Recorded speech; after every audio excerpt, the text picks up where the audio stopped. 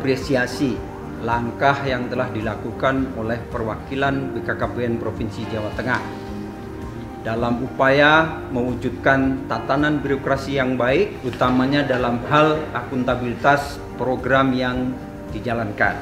Hal tersebut bisa dilihat dengan dilibatkannya BPKP untuk melakukan pemantauan dan pengawasan dalam perencanaan, pelaksanaan, dan pertanggungjawaban program. Semoga perwakilan BKKBN Provinsi Jawa Tengah mampu memperoleh predikat WBK WBBM. Berencana itu keren.